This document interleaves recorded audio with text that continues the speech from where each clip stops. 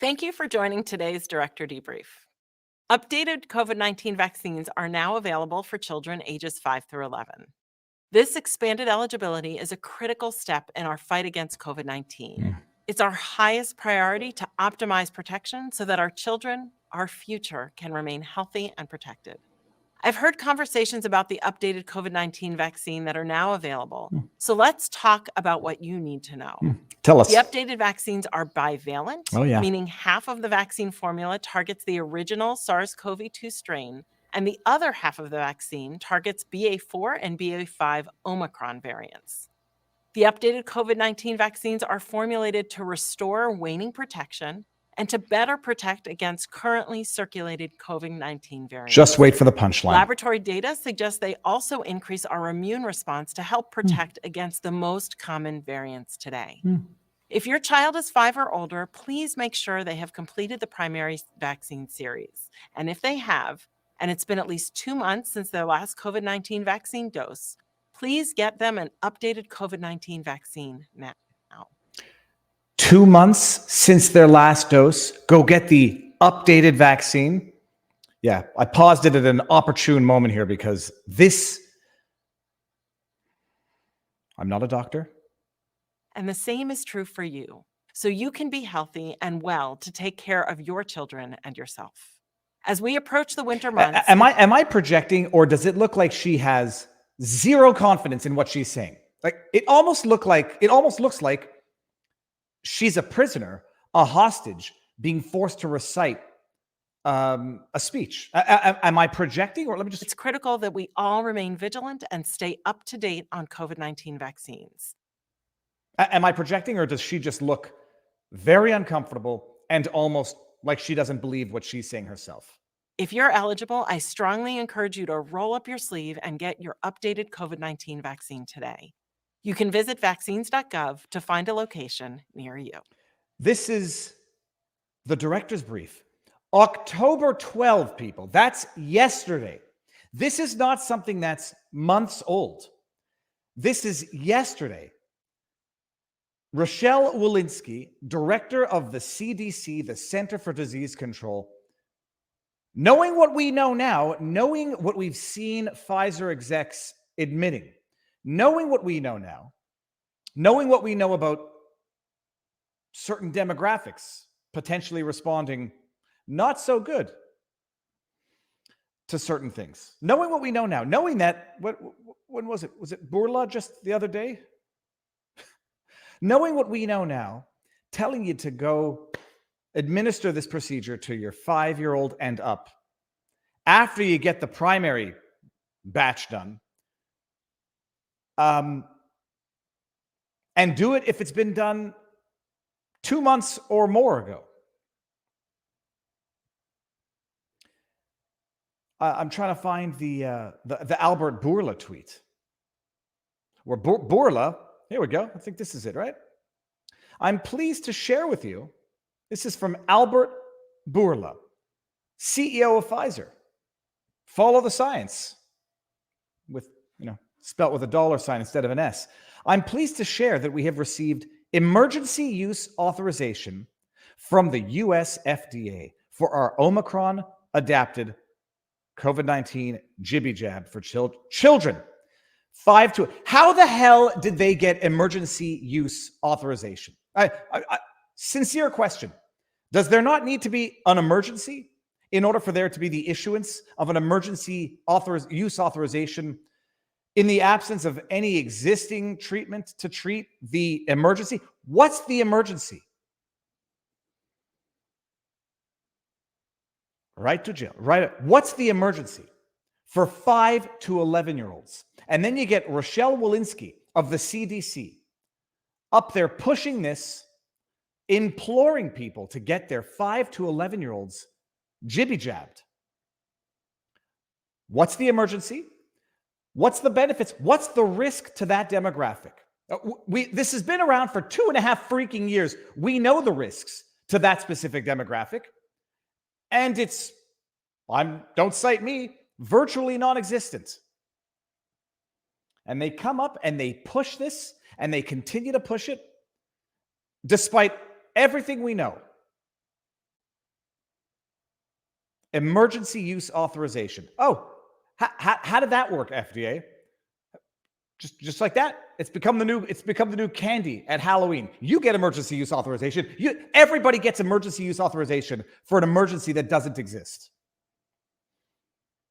Anyhow, the FDA approval board is a revolving door with Big Pharma. So what do we expect? And someone said I was projecting. She looks like she believes it. I don't believe that she believes it. I don't know what could compel people to behave like this. It's moving at the speed of science was what the Pfizer executive, I think she was an executive, the Pfizer rep, moving at the speed of science is what they said. Oh, well, we didn't know that it didn't protect against transmission because we were moving at the speed of science, which means moving faster than the results that we have to substantiate the claims that we've made publicly. That's not moving at the speed of science. That's moving at the speed of politics. She gets paid big money to read the script. Money, money, money. What good is all the money in the world for he who has sold their soul? I'm mangling that. I'm mangling that proverb from the Bible. Good morning. Good morning. Have to start a little early this morning because I'm going to be alone with the kids for a week. My wife, she has left me for a week. My wife took off, not took off. My wife has work-related stuff that she needs to tend to. And I will be alone with the kids and the dogs for a week. So that means breakfast in the morning, bringing to school, picking up both sets of children, walking the dogs, Winston the blind Westie and Pudge the paralyzed Puggle. So it's going to be a full week for me, but I can do it. I can do it and stream during the day. And we've got a big show today. It still feels weird calling it a show. We're going to discuss a lot of stuff today. Alex Jones, now aggregate between both trials, and I'll use trials in quotes, over $1 billion. But in Connecticut, fair and just damages for the 16 plaintiffs of $965 million. It's so preposterous, and everybody understands it's preposterous. It's just a question of whether you like the insanity or not. It's like that episode of The Simpsons when Chester P. Lampwick is suing the creators of Itchy and Scratchy, Meyer Goldwyn, and he says, "You stole my Itchy and Scratchy." He says, "You come in here and ask for, how much are you asking for again? $800 billion. Well, they got $1 billion after a non-trial on the merits. We're going to get into this. We're going to go over it. $90 million in just and fair damages to the FBI agent who didn't have a kid at Sandy Hook, who didn't have anyone that he was related to that died. $90 million to an FBI agent because he alleges, and it was a default verdict, Alex Jones called him a crisis actor and questioned him based on an outdated photo of him in an FBI suit. Okay. Kanye West. Remember when PayPal issued that mistake draft? We're going to take $2,500 from your platform, from your bank account, if you violate the rules of our platform, say something misinformation that we don't like. Oh, there was a mistake. They took it back. Well, within the last 24 hours, Cat Turd, and it's not a joke. Cat Turd is on Twitter. It's a big conservative handle. Had his banking. Is Cat Turd's a man, a male, right? But had his or her, it's a him, banking canceled the Bank of America. Kanye West, who I believe I'm legally required to call Ye now, JP Morgan Chase. Thank you, Kanye. We no longer want to do business with you. Please close all of your banking, stop doing it with us, and have another account by November 21st. I'm sure that's going to be very easy to do.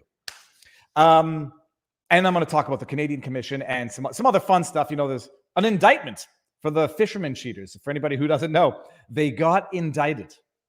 So on the lighter side of things, standard disclaimers. Question: if YouTube hosted and made money from Alex Jones videos for years after the comments, shouldn't they be sued too? Fair question. How about Law and Crime? Law and Crime made a lot of money during those trials. Super chats, ad revenue. No, but they made money documenting. Alex Jones made money with the lies, which let's even operate on that basis. CNN made a lot of money with a lot of lies. Sandman, Trump removing the bust of Martin Luther King. That might have not been CNN. Shithole countries. No. A lot of news made a lot of money off fake news debunked stories. Russia hoax, PP hoax, Steele dossier. No, they made a lot of money. The doors have been opened. And the people who are cheering this on because they like the injustice, be careful what you wish for. Okay, we will be moving over to Rumble soon. Everything looks good. Everything looks good on Rumble. Okay, good. And that's it. We're gonna talk about the Jones first, so that will be on both YouTube and Rumble, and then we'll move over to Rumble. And whatever remainder of the stream goes on Rumble, I'll post it to YouTube tomorrow, a day late, as I do. And before we go on,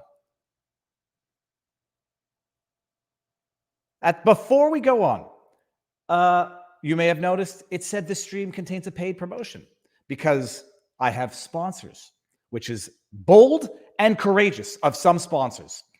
And today's sponsor of the video, and it's something that I actually am drinking myself, Field of Greens, people. Field of Greens, you've heard it. There's a green powder market.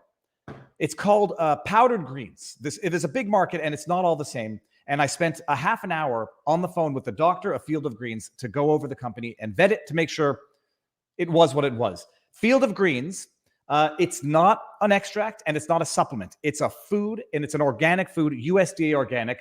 It's called desiccated, which means dried and pulverized. It's like vegetable jerky, like grind up beef jerky, mix it in water, and you'll get the proteins from the beef. It's desiccated vegetables. 1 spoonful is 1 serving of vegetables. You take it once or twice a day. If you can't get all the vegetables you need, get all the vegetables you need anyhow. And if you can't, it sure as heck is healthier than a soft drink in the afternoon. And it actually tastes good. It looks like swamp water because it basically is, for the healthiest possible reasons, nutrients, vegetables, desiccated vegetables. And you stir it around and you drink it, and it doesn't taste bad at all. Actually tastes good. And if you can't get your vegetables in your diet every day like you should, a spoonful with a glass of water goes down, and it's delicious. And no, it's not defecated vegetables. When I was on the call with the doctor, I thought that's what he said. F and S on the interwebs and on telephones sound quite similar. So when I say my name is Freiheit, people often hear Sreiheit. Desiccated, dried, pulverized. It's a food, it's not a supplement, and it's not an extract. And it's USDA organic, made in America, and it's damn good. Okay. Jones. $965 million in the Connecticut case. You'll recall in the Texas case, it was a modest, a mild, a reasonable $45 million, which included punitive damages, which are going to be reduced because Texas has a cap on punitive. From what I understand, this is Connecticut. These are not punitive damages. These are compensatory damages, and there is no limit on compensatory damages. So barring an appeal, and a successful appeal, because it will be appealed, barring a successful appeal, a jury can award whatever they want by compensatory damages, and there's no limit. I mean, no limit in a factual sense, and no limit in a moral sense. Whether or not you think Alex Jones is guilty is one thing. People were making comparisons. O.J. Simpson, in his wrongful death lawsuit that was filed by Anna Nicole, not Anna Nicole Smith. Oh, his wife, Nicole Smith Brown. Filed by his wife and Goldman's family. They got roughly the same amount for wrongful death against the individual who caused the wrongful death in the civil trial.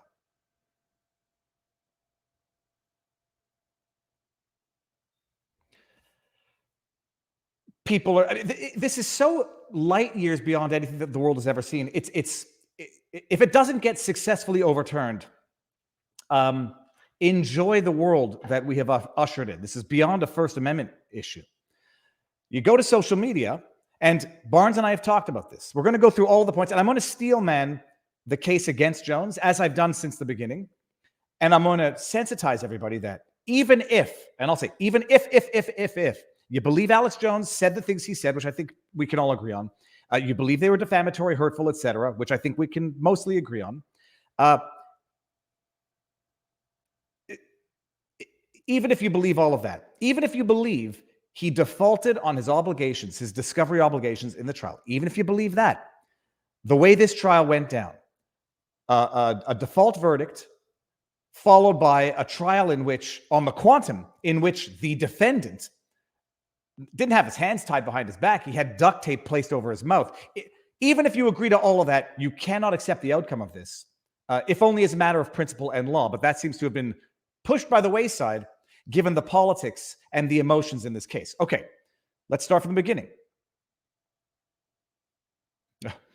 Did Norm Patterson expects the total final judgment to be increased to 2 to 2.5 billion total, because it's 965 million compensatory damages. Thus far, I don't think they've adjudicated on punitive. They haven't adjudicated on legal fees. I mean, legal fees, as if the legal fees, which might be 20% of any judgment. I don't understand anything you're saying, but I like hearing you talk. Sorry for got mig. You're going to understand it because we're going to go step by step now. The veggies are freeze-dried, ground fine, and put under vacuum again, then sold to lawyers, sometimes desiccated lawyers. Well, okay. Let's start from the beginning. People on the interwebs, point number one that you're going to have to either respond to or understand is false. He had his trial. No, he didn't. Now, that's not to say he didn't go through the process. Alex Jones, on the merits of the defamation and intentional infliction of emotional distress, went through the process to some extent, never had a trial. There was never a jury trial finding culpability, responsibility on the defamation, intentional infliction of emotional distress. There was no jury trial in this case. Understand that. There was no jury trial on the merits, on the substance of the lawsuit. How can that be? How can that be? And this is where you're going to have to get into the second point. You're going to say to someone, sir, the false memory that you have and the false memory that society as a whole is going to have in 10 years is that Alex Jones went through a trial on the merits. It was a month long in Connecticut. They talked about all of the evidence on the merits. They talked about the statements he made. They talked about everything, the school, the children, the families, everything. There was a trial on the merits. It lasted 4 weeks. That's going to be the collective memory to those who have forgotten or were not there at the time in a decade. No, it's not a question of partisan spin. There was no trial on the merits because the judge, usurping the powers of the jury, usurping the entire trial by jury, says Alex Jones did not comply with discovery requests. He's not only foreclosed from pleading, foreclosed from defending. I issue a default guilty verdict against Alex Jones. He's defaulted so badly, he's not going to trial. Not only is he not going to trial, the plaintiffs aren't going to trial. The plaintiffs are not going to have to prove their case, even in the absence of a defendant. I grant the plaintiff's motion by default verdict. No jury trial. Understand that. And then you're going to have to navigate the second point of this.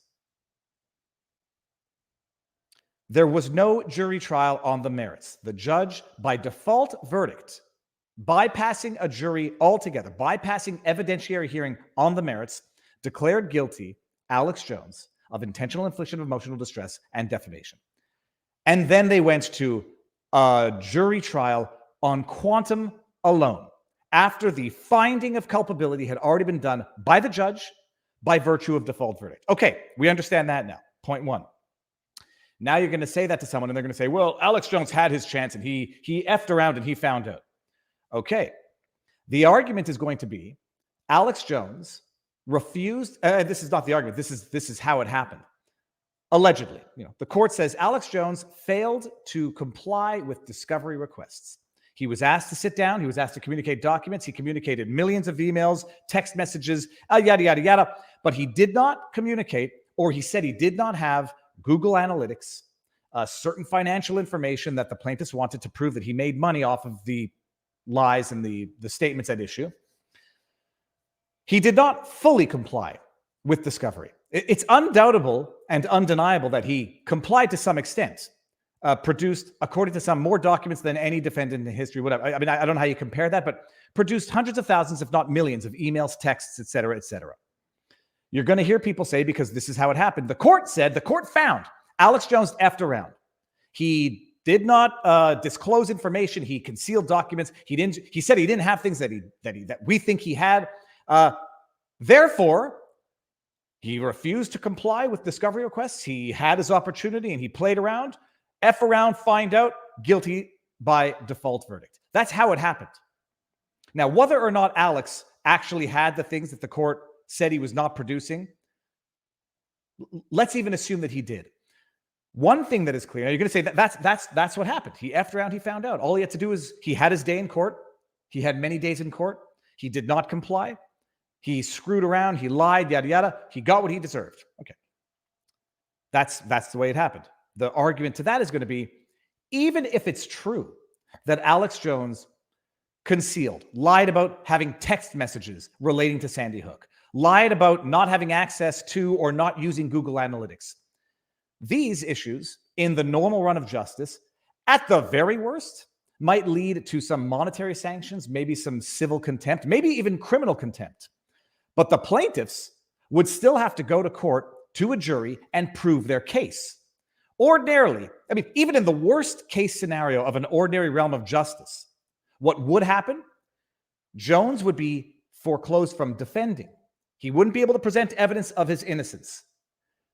Most of the time, what that means is that even though he would be declared foreclosed from pleading, he can't defend himself, but he can still cross-examine plaintiffs on their evidence. That's what would happen in a normal run of things, even in the most extreme circumstances. The plaintiffs would still have to go to court, still have to prove their case before a jury. Think about it this way. Someone says, we had a contract. He agreed to pay me $100,000, I don't know, for re-roofing the house. I re-roofed the house. He didn't pay. Okay. I have the contract. Yet, whatever. Let's just say the defendant tries to delete text messages where he said, yeah, I'm not paying you, whatever. Okay. There's evidence that the defendant tried to destroy evidence beyond conceal, tried to destroy it. Well, you still have to go to court and prove you had a contract and the work was done. It's not, the judge does not get to say, well, okay, this guy destroyed some evidence, so I'm just going to presume that you have won your case. Maybe, I mean, I can't even think of a theoretical example where that could be the appropriate sanction. I have to presume you made your case because of the egregious abuse by the defendant. Maybe there's a hypothetical. In this case, and as we've seen during the trial, it wasn't the case. At the very best, even if we grant Alex Jones failed to disclose text messages about Sandy Hook, failed to communicate Google Analytics, these are secondary issues to the defamation itself. To bear in mind also, this is defamation, intentional infliction of emotional distress. We're talking quantum and secondary aspects. Plaintiffs necessarily have to have these statements themselves, which are defamatory, and then maybe they can argue negative inferences from Jones's conduct as relates to other stuff. But the judge, seizing on these in Connecticut, and then the Texas judge seized on this default to also issue the default verdict in Texas, says, no, Alex Jones didn't fully comply with discovery. Therefore, I grant the plaintiff's case without them even having to prove the merits of it to a jury. Hold on, Rubia's in the house, and now I want to see what Rubia had to say. Rubia is a Texas attorney, and I don't think she's very sympathetic. Rubia, I don't want to put words in your mouth. I don't think, from my recollection, that you're actually very sympathetic to Jones as an individual as relates to the statements. If I'm wrong, I don't mean to put words in your mouth. But even people who hate Jones and think he deserves something have to agree here. These out-of-control verdicts are harmful to our society. Teaches lottery justice or lottery injustice. So people are going to say, Alex Jones, after around, all he had to do was comply. I would argue, as would others, there was nothing Jones could ever do to fully comply with discovery, but we'll never know that because that alternate universe will never occur. Even if we grant that he did not comply in the way the court said he did not comply, it's absurd. It's untenable legally and just as a matter of pure justice to say he didn't provide Google Analytics, although they had all of the evidence at trial. We'll get to that in a second. He messed around so badly that not only is he foreclosed from defending, default verdict, without the plaintiffs even having to prove their case to a jury. It's inconceivable. Okay, that's the other argument. Let's go one step further. Anybody who watched this trial, all he had to do was F around and find out. All he had to do was fully comply. All he had to do was fully comply. All right, well, one thing is clear. Then you say, well, he did fully comply. They got everything they needed because they had it all at trial. They had the Google Analytics. They had the text messages. People are going to say, oh, well, they got it. They got it, but they got it too late. He should have done it when they said, therefore, the punishment is just. If that's the game that people are going to play, that the judge holds the sword of Damocles at any given moment capriciously, in the absence of irreparable harm to the plaintiff's ability to make their case, can say, case closed, default verdict, they don't even have to prove their case. Be careful what you wish for. Because one thing is clear, when you got to trial, and I was watching this trial, and I think most people are saying he denied them evidence. Well, you saw at this trial, which was only on the quantum, they had all the evidence under the sun. They had Google Analytics. They had the text messages. They had all the videos that they needed. So whether or not he concealed it, delayed it, didn't give it to them in time, that's what civil contempt is for, a fine a day until you comply. They had all of this information, and it was submitted as evidence during the trial. So people are going to say he had his jury trial. He didn't. It was a default verdict, jury trial on the quantum. F around and find out he didn't fully comply. Okay, even if he didn't, the sanction is absolutely untenable. And besides which, they had all the evidence that he allegedly didn't give, whether he gave it late, whether or not they had to twist his arm. Okay, that's what civil sanctions are for. Civil contempt sanctions are for. Let's get to the quantum now. $120 million to one of the plaintiffs, $90 million to the FBI agent. In a trial, by the way, in a trial where even in this trial on the quantum, Jones could not make certain statements about his own innocence. Now, people don't know this because they didn't watch the trial. The Waukesha killer is getting more deference than Alex Jones. A man who actually plowed his vehicle, killing 6 people, is getting more deference in his right to a defense. Yes, it's criminal. And yes, it's somewhat different criminal versus civil. Alex Jones made statements and didn't carry out acts. He didn't carry out the underlying acts that are at issue here, the most horrific acts imaginable. He was not allowed at trial to talk about the fact that he allegedly didn't make any money, or he didn't make the millions that were being alleged he made specifically off the Sandy Hook coverage. He wasn't allowed to testify that he apologized multiple times. He wasn't allowed to testify what else? That he didn't mean to cause them harm. Because recall, people, the judge unilaterally issued a default verdict that he was guilty of intentional infliction of emotional distress. Well, you can't say it was an accident. I didn't mean to do it. I feel guilty about it if it was intentional infliction of emotional distress.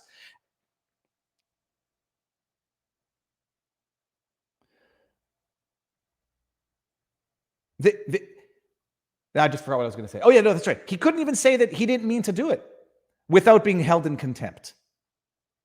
So the judge issues the default verdict without any trial on the merits in front of a jury. And then in the jury trial on quantum, effectively says Jones cannot say anything to mitigate the quantum, apologized, retracted, didn't intend to cause harm because of her prior default verdict order. And then they issue a total of $965 million in real, just and fair damages to the defendants, to the plaintiffs. So that's where it's at. It's a systemic procedural injustice. You might think Jones deserves something, and people don't like me for it because I've said it from the beginning. Yeah, he said some tremendously stupid things. I think had he gone to trial, he could have, probably been found responsible for defamation, for intentional infliction of emotional distress. But there were other issues in this case. Statute of limitations was one on the merits. That's the other purely hypothetical. Let's just say that in my hypothetical roof repair, the guy destroyed the contract, but you waited 5 years to sue. Well, it doesn't matter if you waited. It doesn't matter if he destroyed the contract and did everything terrible if your action had lapsed as a matter of statute of limitations. And so you need to go to trial and prove the essential elements of the existence of the claim, one of which is that it's not time barred. And that was potentially an issue here. He could be guilty as guilty can be. He could have said the most offensive, insane things imaginable. If the plaintiffs are time barred, that's a defense that goes beyond the guilt of the individual if they did not file the lawsuit within the required time frame. Couldn't do that. But there are people on Twitter, they love it. They love it because they hate Alex Jones so much. They'll ignore an injustice because they hate the person against whom the injustice is being perpetrated.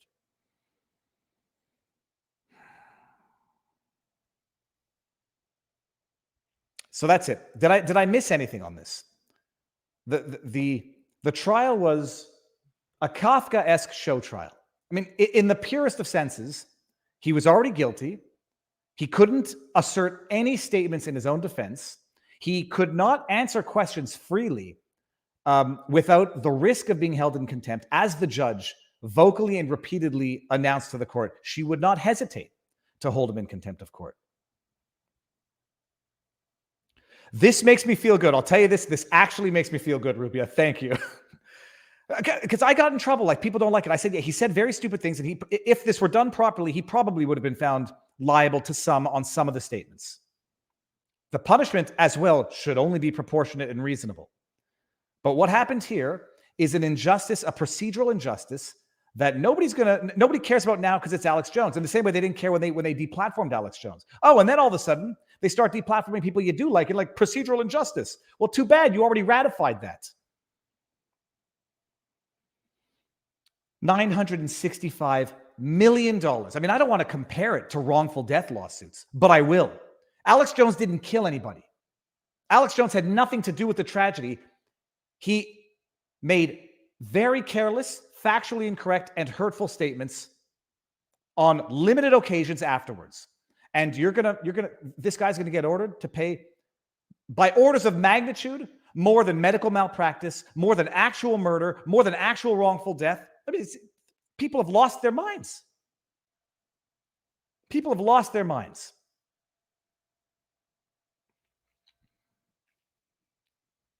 I want to feel this one. Cheryl Graham, thank you, Viva, for supporting Alex. I'm not supporting Alex per se. I'm supporting the principle here.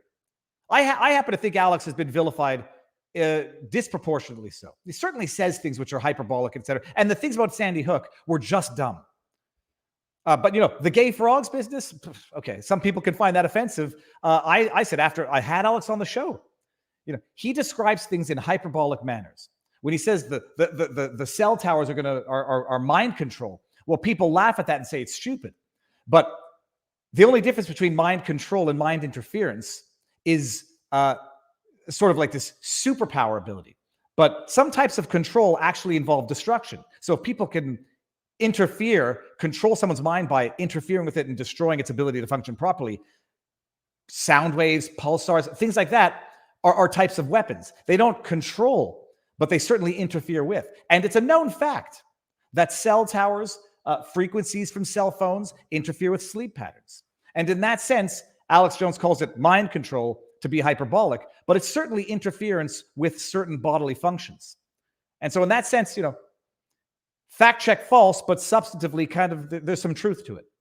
But I'm not defending Alex for what he said stupid things. We're defending a principle. We're defending a process. And if we're not, the process itself is gone. And the process is what ensures that it doesn't happen unjustly to someone you like. When it happens unjustly to someone you don't like, people tend to look the other way. Work hard, you'll sleep just fine. I can assure you that is not true. In fact, it seems that the harder I work, the worse I sleep, because I wake up in the middle of the night thinking of things that I should not be thinking about. Rubio, we must allow speech. It is the basis of our society. If somebody lost their livelihood or had specific damages, then I think it makes a lot more sense, but this is crazy. And then the argument is going to be, well, people harassed the family, and Alex Jones directed them to do that. I watched the trial. The evidence was actually contrary to that. First of all, Alex Jones never asked endorsed, encouraged anybody to go harass them. The evidence actually was that they were being harassed, and some of these lies that are attributed to Alex Jones were being made prior to and were popular even before Jones covered it. But we didn't have a hearing on the merits. We only had a hearing on the merits of the quantum because the judge said, I declare Alex in nuclear default of his obligations to comply with discovery. I declare him guilty by default verdict. No need for a jury, that pesky little jury of your peers, things that, fundamental justice. I declare him guilty. Now let's go to a trial by jury on the quantum. But by the way, Alex Jones, here's the things you can't say. I apologize. I regret it. I didn't mean to hurt anybody. I didn't make any money off of it. And I corrected myself. Can't say those things. So get up on the stand. And if you venture into those areas, I'm going to put you in jail. Okay, that's what you need to know, I think, about the Jones trial. If I've missed anything, we'll get to it on Rumble. Let's move over to Rumble. I keep forgetting. No, I pinned the link. Here, let's do this one more time here. I don't think I missed anything. We can go through the damages per family. Mark Shaw, if I ever need a lawyer, Viva's on top of my list. I can't do it because I could not deal with the crushing defeat that Pattis is dealing with. Pattis gets up there. You work your tail off. You work your tail off, and then you get slapped with this. It's like, okay, he didn't even need to be there. Pattis didn't even need to be there. It wouldn't have been any worse than this. Pattis was principled, was respectful, conducted this trial professionally. The outcome would have been no worse had they had a squid in a jar representing Alex Jones. I can't deal with that level of defeat. Maybe it makes me a coward. Or too sensitive. I also just can't tolerate these types of injustices. When banks and PayPal can shut you down and take your money for free speech dies. Redacted. Well, that's a good segue. Kanye West. There's so many things wrong with what happened to Kanye. And by the way, just so everybody knows, I put the stream up. I will put this full stream up on YouTube tomorrow. Let us go over to Rumble so that we can reward the company that actually respects free speech. Let's do it. Okay, so I'm going to end it here. Everyone's got the link to move over, and I'll put it in the pinned comment afterwards. We're going to remove YouTube from the stream and go into Rumble. Exclusive in 3, 2, 1. I think we're alone now. Let's see here. If I'm just going to go and make sure everything's good here. Okay, it looks good. Kanye West. There are so many things wrong with what's going on with Kanye now. So he last week, everybody knows, he and Candace Owen broke the interwebs because they both Black Americans wore a shirt that said "White Lives Matter." At the time, I'm not critical. I was just saying, from a question of principle, in order to fight back, I don't try to push harder in the opposite direction. I try to remain reasonable. And so if I were going to pull the, what's the word for it? Not a stunt, but rather, what's it called? Well, I guess publicity stunt might be the word. If I were going to try to do something provocative like this, I still would tone it back a little bit. And if it's in response to Black Lives Matter, and I were that type of provocative type, I wouldn't go with White Lives Matter. I would just have worn a shirt that said All Lives Matter. Because I wouldn't want to racialize it in the other direction when the point is specifically that we shouldn't prioritize conceptually, ideologically, whatever, one group of people over another. But I'm not Kanye West. I am not Ye, nor am I Candace Owens. And the world needs all sorts of people. Otherwise, it would be very boring and very neurotic if everyone were just like me. Kanye West and Candace Owens go to Paris and they wear a shirt on I don't know where it was exactly. It says White Lives Matter. And Kanye is immediately dubbed a racist, which goes against all prior principles that the left had hitherto held. But whatever. Called a racist. Goes on Tucker Carlson, gives an interview, talks about, he makes some interesting comments about Hanukkah. But he goes on Tucker Carlson, and now he's become the darling of the right, according to the left. And I think the Instagram post that probably got him yeeted. Ye has been yeeted. I just realized that. He goes on Instagram and posts. I want to bring it up so that I don't misrepresent it. He posted on Instagram something which immediately had everyone, and I mean everyone, up in arms. Let me get the tweet, not the tweet, the Instagram post before we go on. It's a few days back now. He posted an Instagram post, and it's, after having gone after Black Lives Matter, he posted an Instagram post which was interesting and which irked a lot of people. I'm just going to try to keep you all entertained while I scroll down my Twitter feed to find the actual tweet. October 9th. When was it? Jeez, I know. I put together the month. I had the actual Instagram post. Oh, yeah, Rappaport. Okay, Rappaport commented on it. So I know I'm in the right spot here.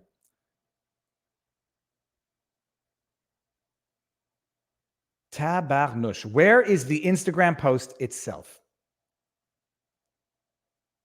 Oh, here we go. Okay, I got it. All right, good. This is the actual Instagram post. Yay.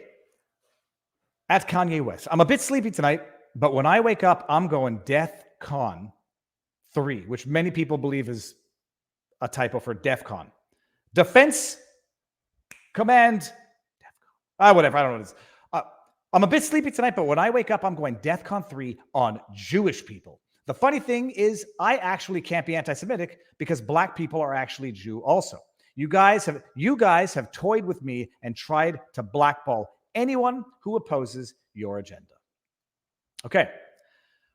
What he meant by that, who knows? Because everyone can easily read that the way they want, and everyone can easily read that as something that violates Instagram's community guidelines, as did Instagram, and swiftly yeeted Ye from the Instagrams. Okay. There's some discussion. I would be curious to know what Ye meant by this. But we may never find out because it doesn't matter and people don't care. He could say it was just a stupid joke, like Roseanne Barr. I didn't mean for anybody to take it literally. It doesn't matter. People will misunderstand jokes by accident or on purpose when they want to. People will claim things were jokes dishonestly when they weren't. If they get into trouble after, who knows? Doesn't matter. We'll never know the true intentions. It's impossible to know. All that we know are the words. He gets yeeted from Instagram. And yesterday, he got notified by JP Morgan Chase. He's no longer welcome there. Here we go. This was from Candace Owens. And the amazing thing is, like, when someone who people have publicly supported, Candace Owens publicly supports Kanye. Ben Shapiro supports Kanye when he talks about things like pro-life, whatever. And then Kanye goes out and makes a tweet that's going to make people say, why'd you do that, Kanye? I thought we were bros. And then people have to either backtrack on their support, or defend, or say it's a misunderstanding. Let's try to get to the bottom of it, but we won't. Okay. This is from Candace Owens, who posted earlier today. Are we looking at the same thing? We are. Earlier today, I learned that Kanye West was officially kicked out of JP Morgan Chase Bank. I was told there was no official reason given, but they sent this letter as well to confirm that he has until late November to find another place for the Yeezy empire to bank. She said she blacked out the names to preserve the identities of these two individuals who not related to them. Dear Ye, by the way, his name was legally changed to Ye, so I think I might reflexively still call him Kanye because that's how I've known him my whole life. But this is from JP Morgan Chase. Allegedly, this could all be fake. It isn't. I mean, by all accounts, it's not. It's been reported in the news. We are sending this letter to confirm our recent discussion with redacted that JP Morgan Chase Bank, NA, has decided to end its banking relationship with Yeezy LLC and its affiliated entities, collectively the company, to provide the company with sufficient time to transition to another financial institution. We will continue to maintain the accounts, Exhibit A, including all related product services until November 2021, 2022. To avoid any transaction delays, We suggest that you stop processing company transactions. Like, I've never run a business anywhere near the size of Yeezy. I had a law firm. I don't know how feasible. Just stop processing company transactions and or using any products associated with the accounts 5 business days before the scheduled closure. I mean, I guess that gives them enough time. And they don't want people processing transactions afterwards. So that he basically has until November 16 to figure his Yeezy out. After that date, the bank will close any open accounts and, after deduction of any permissible service charges and pending transactions, remit all remaining funds in the form of a check delivered to the company. We just hope you have a bank account to deposit it into. Easy. Yay. We ask that you promptly transfer your businesses to another financial institution before November 21, 2022. If you have any questions or comments, please feel free to whatever, blah, blah, blah. Sincerely, JP Morgan Chase. The funny thing is, if we want to talk about the hypocrites, JP, if we want to go after the person and show that they are just immoral and have no principles, and that this is not, oh, easy. That was a very offensive Instagram post. We got to cancel your banking with us now. If we want to show that they're just egregious hypocrites with no morals despite what they purport to have. Or, by the way, parentheses, maybe they have a damn good reason. Maybe Yeezy has been involved in criminal activity, money laundering. I don't know, whatever. I mean, we were also, I don't know what, maybe they have a damn good reason that they're not making public for whatever the reason. So there might be an entirely legitimate reason for which they are roughly the same week as that Instagram post, a week after the White Lives Matter. Whether or not it's just coincidental timing, whether or not they've found their reason, whether or not they have a legitimate reason, it's always possible. Let's just assume that it's a knee-jerk reaction to mean shirts and mean Instagram posts. To show that JP Morgan Chase are hypocrites with no morals, who else did they do banking with? I believe it was Bernie Madoff was one of them. Oh yeah, look at that. Manhattan U.S. Attorney and FBI Assistant Director in charge announced filing of criminal charges against and deferred prosecution agreement. They got out of it with JP Morgan Chase in connection with Bernie Madoff's multi-billion-dollar Ponzi scheme. Deferred prosecution agreement. Charges to be deferred for 2 years under an agreement requiring JP Morgan Chase to admit to its conduct. They'll be criminals for Bernie Madoff, but they won't keep open Kanye's bank account. They have moral standards and principles. They'll pay $1.7 billion to victims of Madoff's fraud and to reform its anti-money laundering services policies. $1.7 billion payment by JP Morgan is the largest ever bank forfeiture and Department of Justice penalty for a Bank Secrecy Act violation. So maybe they have good reasons. Maybe they found some criminal activity, or they don't want to be ordered to pay another $1 billion because Yeezy was up to no good. Maybe, probably not, but maybe. Admit the possibility so that we don't make a bed that we have to sleep in afterwards and make accusations that we can't walk back. Maybe. Timing is very coincidental. No reasons given. And Ye and the Yeezy empire now need to find another bank. And the question is going to be, will they be able to? And by the way, this for anyone who thinks this is a one-off. I mean, when they debanked Jones, they had good reasons. Now they have good reasons against Ye. Even if there's no criminal activity, Kanye posted a mean Instagram post. Debank him. Share screen. They got Cat Turd too. Here, where's Cat Turd's article here? Okay, so this is from Mia, which is I don't think it's an entirely. It might not be the most reputable news source, but the other outlets are covering it and they're going to catch up. I just like this one because of what they included in the article. Commie POS. For those of you who don't know, POS does not refer to point of sales. It refers to piece of shit. I never knew what a point of sales was until I, had business. And then I was like, you call this a POS? Do you guys not know what that stands for? Like, couldn't you have like a point of sale service? I call it a POS, or maybe a point of sales entry, like pose. No, you went with pop. It's not point of sales, people. Commie pieces of shizer. Fans outraged as Bank of America cuts ties with Cat Turd and JP Morgan Chase cancels Kanye. This is from today. Yeah. Updated. I don't know what time that is.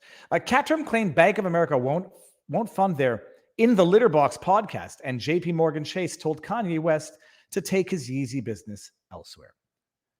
For those of you who are not on Twitter, there's an actual Twitter handle with a massive following and engaging tweets called Cat Turd. Cat Turd 2, I believe.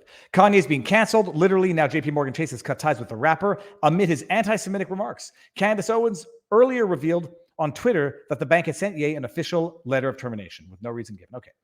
Cat Turd took to their account Twitter saying, just so you know, Bank of America canceled our bank account for our podcast. When Jules, my co-host, asked why, they rudely said they didn't need a reason. And the reality is they don't. You can't discriminate for reasons that are protected under the law, but a bank, at the very least, according to my understanding currently, need not maintain business relationships with a client that they don't want to maintain business relationships with. They can't do it on the basis of religion, race, creed, gender, whatever. But they, barring that, they don't have to keep an account for someone who they just don't want to have business to do with them. You can think of a bunch of reasons why, but what's the solution? Legislation maybe to treat these things like utilities where, water services are not going to get cut off because someone made an anti-Semitic Instagram post. Financial services, many would argue, are more basic utilities than water services because you need them to pay for the water services. Great, you can't cut the water off, except you can in Florida, by the way. You can't cut the water off, but we can cut your ability to pay for your essential services off for no good reason, no legal reason. Just, we don't like you. Bank of America are commie POS losers. Beware. While they themselves were not given any reason for this move, fans of Cat Turds and the Heartless Singer were quick to add 2 and 2 and slam both the companies for canceling people and groups. Cat Turd's hit podcast, In the Litterbox, was boycotted from Bank of America with no official reason. On the other hand, JP Morgan Chase gave the 45-year-old rapper an ultimatum right after he was locked out of his Twitter anti-Semitic remarks. What was that? What was the ultimatum they gave him? Owens revealed on Tuesday, yada, yada. Okay, fine. One user who sides with Ye slammed the banking institution, saying, "We have to cancel our accounts with companies who pull this nonsense. We pushed back against PayPal and they got the message." Yeah. Some might say PayPal is probably going to go right back to what they wanted to do. Oh, did we say? Okay. You all recall, it was last week. PayPal, a draft amendment coming November 2022. Interesting timing, by the way. I think that draft amendment was supposed to be in force come November 22nd, 2022. Ye has until November 21, 2022 to get rid of his banking with JP Morgan Chase. This draft amendment taking effect in November was going around saying, if you publish misinformation, it'll violate our off here a little bit. It'll violate, if you publish misinformation that violates our acceptable use policy, we may deem liquidated damages in the amount of $2,500 and debit it from your bank account to which we, PayPal, have access in order to facilitate your PayPal banking transactions. They said this. Barnes and I talked about it Sunday. They said liquidated damages. People in law, that means, for those of you who don't know, arbitrary but predetermined value of the damages. Like if someone, I'm trying to think of cases where you get liquidated damages. Non-payment of rent when rent is due. You say, okay, every day you don't pay rent, I'm going to deem it to be liquidated damages of X. So I don't have to prove the actual quantum. It's just deemed the actual accepted quantum between the parties. Liquidated damages. Pre-adjudicated, that's the amount. We've agreed to it. So if I take you to court, I don't have to prove why it's $2,500. I just have to prove that we agreed to liquidated damages in the amount of $2,500. So PayPal says, we're amending this. We are deeming it to be liquidated damages in the order of $2,500 if we determine that you have violated our acceptable use misinformation speech policies for that for which you use PayPal as our business. Got something in my eye. Ow. And then the world went crazy. Not realizing, of course, or not necessarily fully appreciating that PayPal already has something of this policy already in effect. How did I do that? Why did I do that? PayPal already has something of this type of policy already in effect. But people were raging against this as relates to misinformation, liquidated damages. It's still in there, by the way, just to some extent, just not as relates to the misinformation aspect. Acceptable use. But then PayPal comes out and says, it was a mistake. It was a draft circulating internally. We didn't intend to publish it. We did. Mea culpa. We're not actually doing this. Backtracking like pathological liars that they are. Because that's not an accident. And if that is an accident and you accidentally published the draft amendment to your terms of use, some might argue that you have no business handling people's bank accounts and having access to them in the first place. But so the same week PayPal apologizes and retracts, Bank of America and JP Morgan Chase implement effectively the exact same policy of punishing speech through economic retaliation, punishing speech with which they disagree, that they don't like.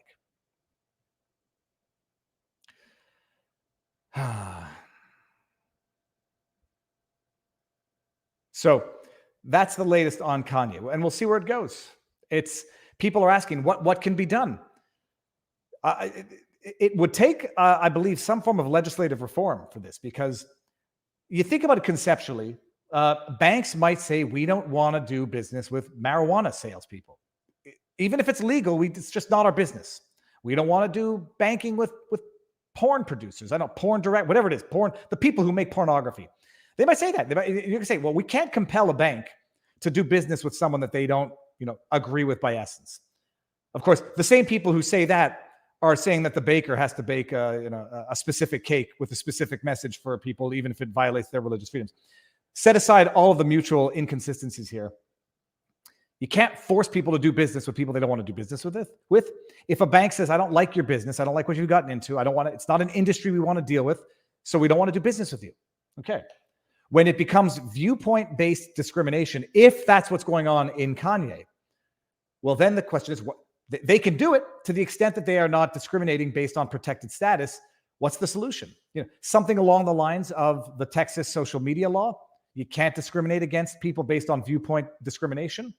Declare these services to be utilities, and unless you're breaking the law, a bank cannot unilaterally say we're not doing business with you because we don't like what you said somewhere else, or we don't like your business. These are effectively utilities that allow for people to exist in civil society. Legislative reform. I bet you Mike Davis, who we had on Sidebar last night, has some ideas and is maybe working on this. Cunning Stunts says, Viva, aren't they disregarding their fiduciary duty to their shareholders if they refuse business like that? Well, that's a separate question, whether or not it has a negative impact on their shareholders. This is another way to resolve it. Class action lawsuit. When Twitter banned Trump, there's in my view, an easy class action lawsuit against the directors for prejudicing the shares or the value of the company. There is no question, monetarily speaking, if we're doing accounting, right, a Twitter with Donald Trump is worth more than a Twitter without Donald Trump. And when Twitter says, oh, Trump is morally offensive, we're booting him from the platform. Well, if it's genuinely morally offensive to have Trump on the platform, in theory, it should increase the value of the shares because, I don't know, you're enhancing the goodwill of the company. If it's a political reprisal and you're banning the most popular person that drew people to the platform, you're going to prejudice shareholder value. And I don't see any reason why there would not be a class action lawsuit for decisions the directors took that prejudiced, that compromised the value of the shares. Had I known they would act like this, I would have never invested in the company in the first place.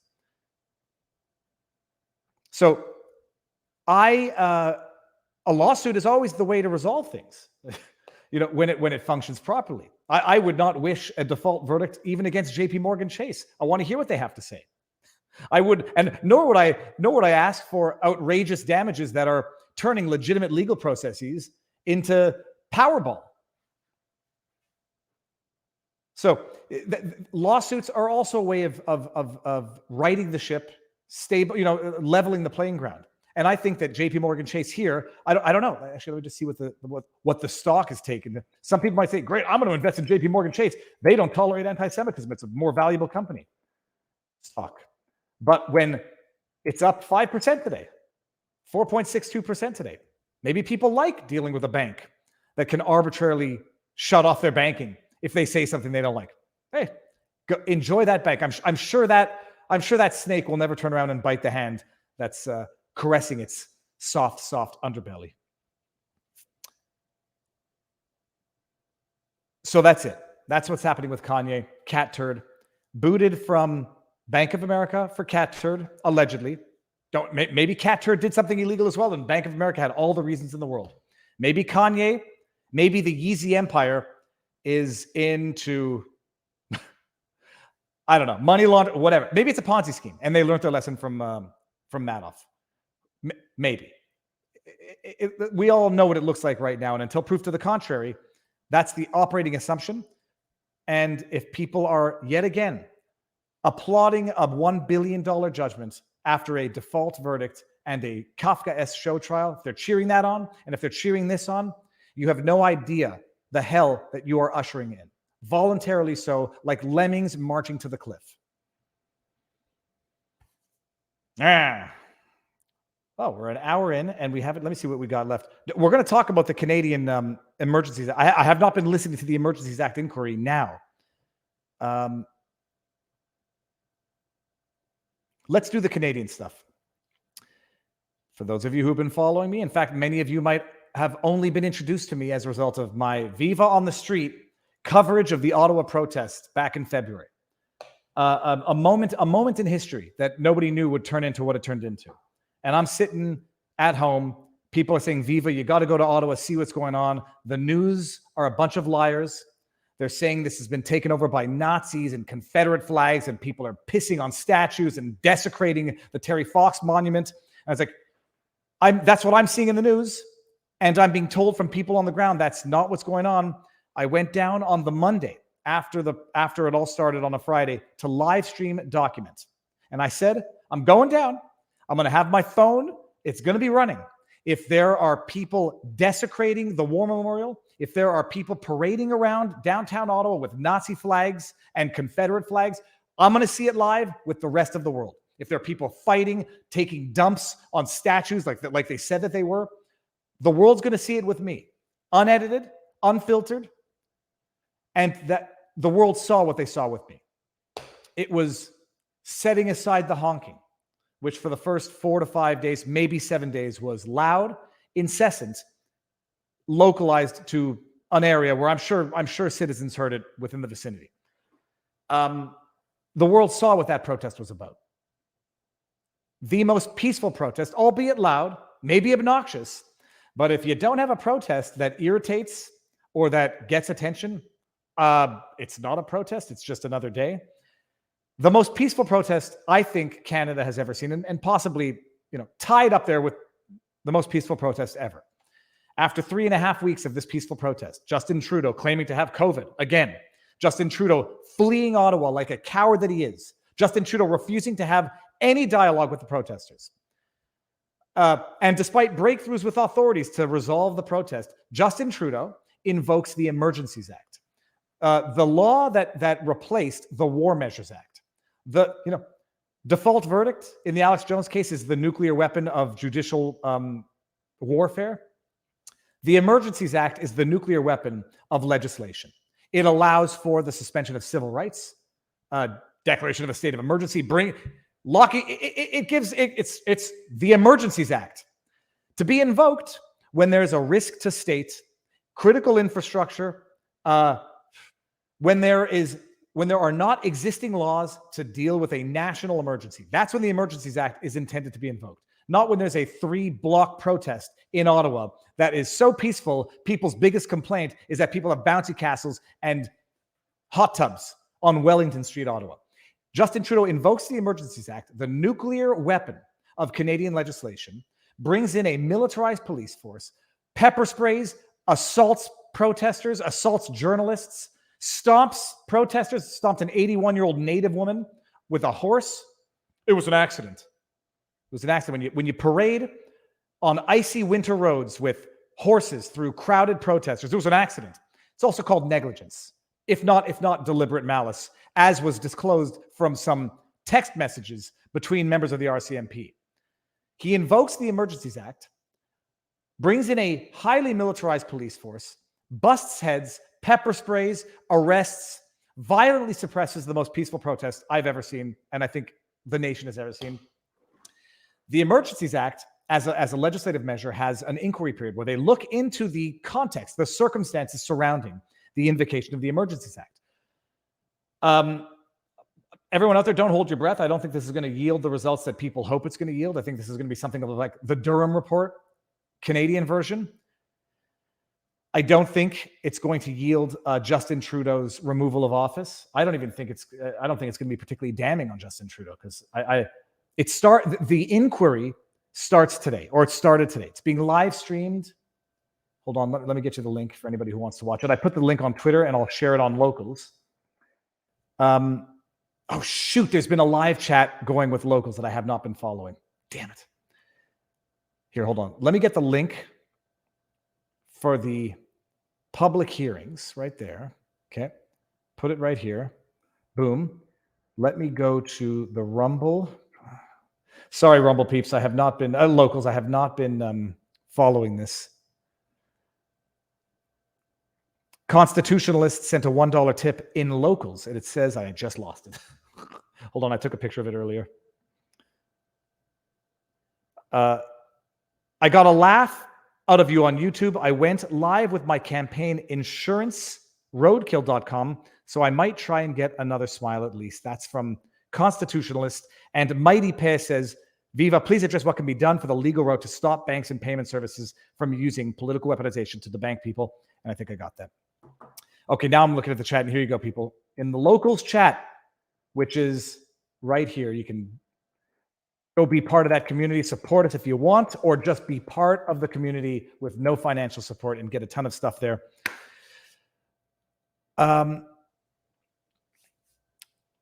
So the inquiry, which is a legislative requirement, they handpick a judge who's going to oversee the inquiry to look into the context, the circumstances surrounding Justin Trudeau's, in my personal opinion, abusive, unconstitutional, and undemocratic invocation of the Emergencies Act.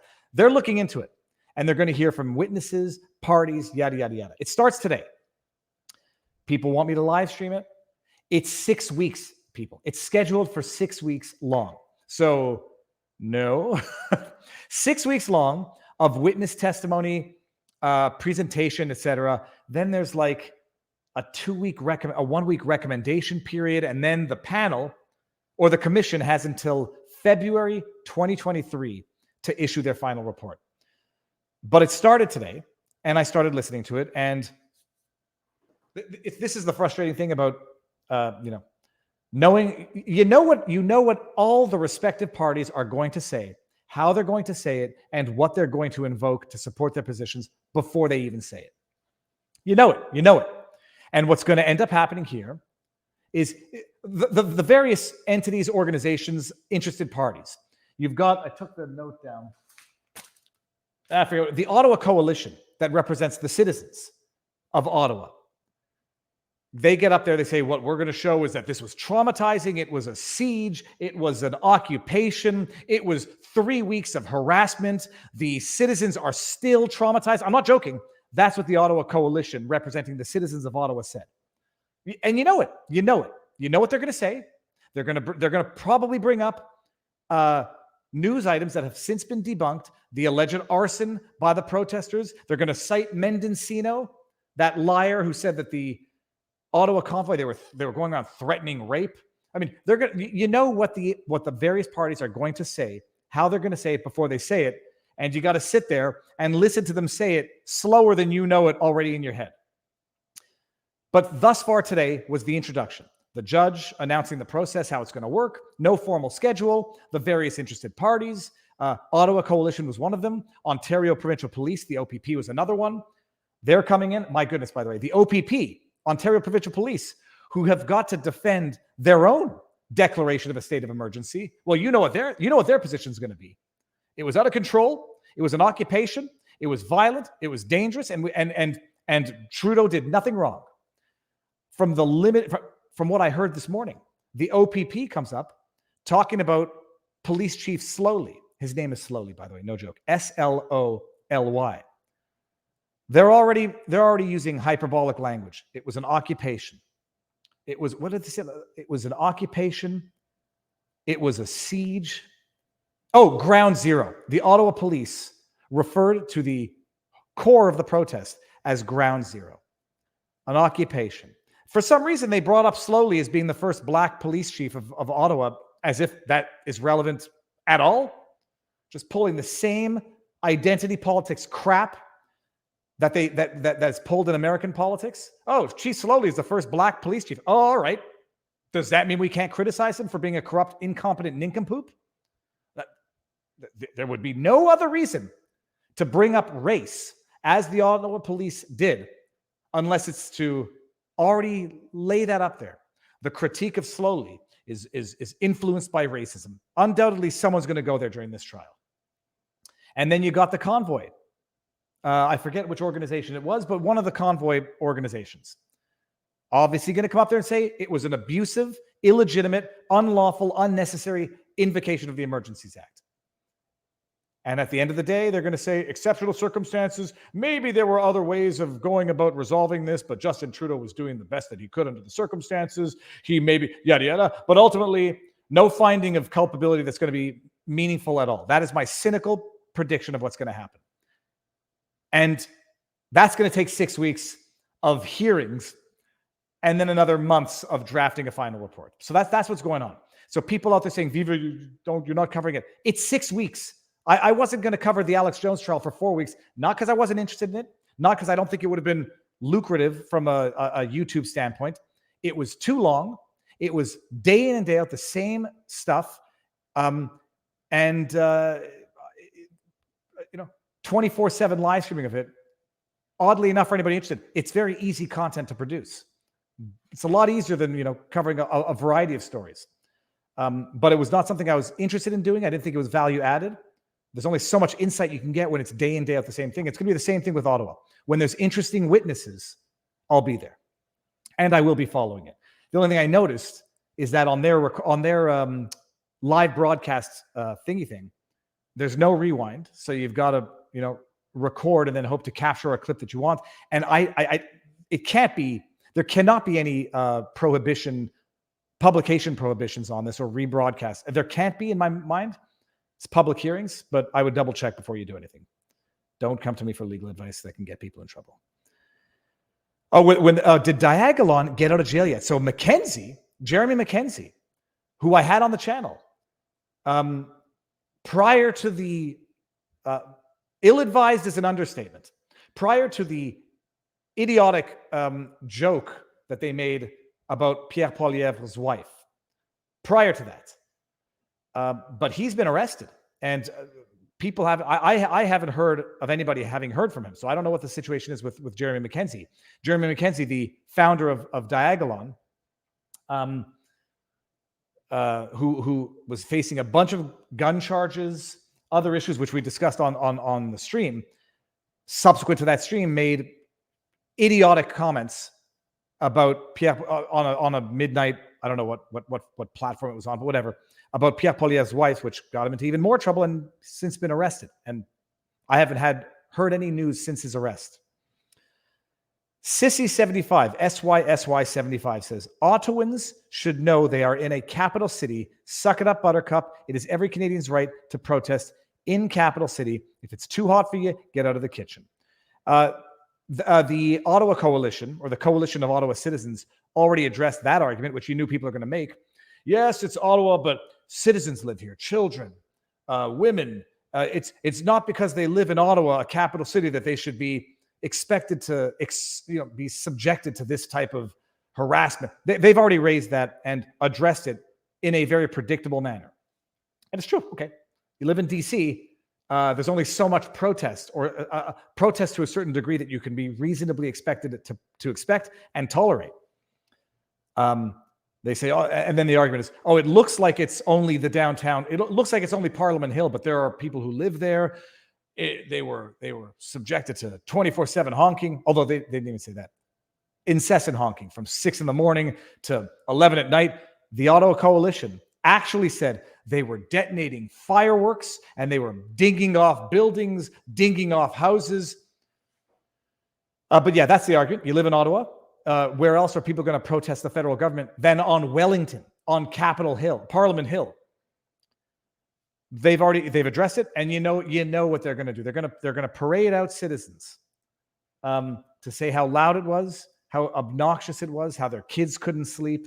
That's what's going to happen, and their stories probably true.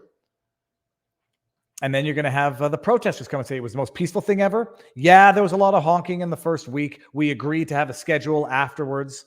Then Ottawa Coalition says they were carrying out jerry cans of gasoline. It was dangerous. It was just... Okay, so that's what's going on with the inquiry. What are they calling it? The public hearing. The Public Order Emergency Commission. Public Order Emergency Commission. I'll be following it, but maybe we'll visit this in a bit. Let's just get through the remaining stories here and see what else we have. First, I'm just going to go see. I've gotten notification. Okay. So that's what's going on in Canada. This is what it looks like, everybody. The public hearings. The next two reports will not be marked as evidence, but they will be presented by Commission Counsel. So 6 weeks. It already looks enthralling, people. It's already tremendously enthralling. That's what it looks like. If you want to go find it, you have the link. Okay. Let's get to some lighter stuff.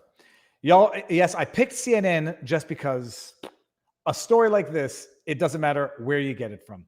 Y'all remember that story about those cheating fishermen who wait until you hear the size of the lead weights that they stuffed into these fish. They've been indicted. This was the fishing competition. It was on Lake Erie. Where was it? In Pennsylvania? I think it was Pennsylvania. They're going to tell us in here. The fishermen who, being good criminals, thought it would trick people to stuff weights in the bellies of the fish they caught to enhance their weight so they could win the competition, almost $30,000. They got caught. The videos went viral. The videos are outrageous, and they show you, if you're going to be a criminal, don't. But at the very least, take for granted that people around you are smarter than a fifth grader. Although even a fifth grader would have thought to check the fish's belly for lead weights. 2 men accused of cheating in an Ohio fishing tournament scandal have been indicted, prosecutors say. The two anglers accused of stuffing fish in an attempt to win thousands of dollars, at an Ohio fishing tournament last month have been charged, authorities announced. The would-be winners, Jacob Runyon and Chase Kaminsky, were indicted by the Cuyahoga County Grand Jury on one charge each of cheating, attempted grand theft, because it's interesting, it's $30,000. That's more than grand theft threshold in most jurisdictions. Possessing criminal tools and the unlawful ownership of wild animals. I take all crime very seriously. What they attempted to do was not only dishonorable, but also criminal, Cuyahoga County Chief Michael C. O'Malley said in a news release. They were disqualified after it was discovered their fish were stuffed, listen to this, with lead weights and fish fillets. I mean, it's so stupid. Hey, let's go with a really dense object. Oh, maybe they thought the fish fillets maybe they used the fish fillets to protect the lead so that if someone felt it, they would feel the fish fillets so that they wouldn't actually feel a hard lead metal weight. Maybe they did put a little thought into this. So they fish fillets and lead weights. Moment discovered, shared on social media. If declared winner, they would have won $29,000. Listen to this.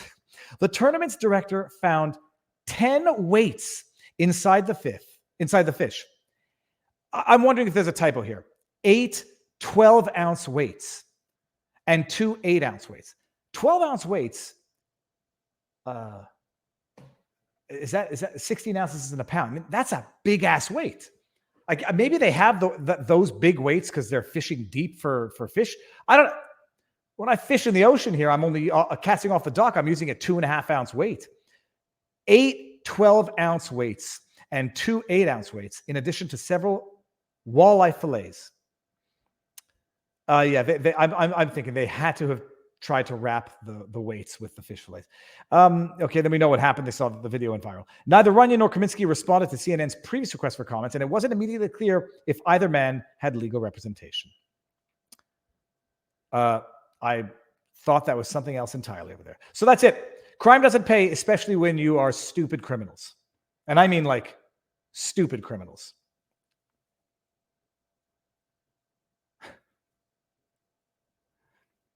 Viva, secondhand stupid is a real danger in society today.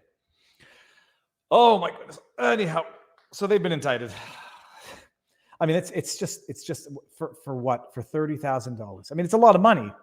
It's a lot of money, but how long does that last for integrity? And how long does that last now that I think their lives are sufficiently, absolutely compromised, if not outright ruined?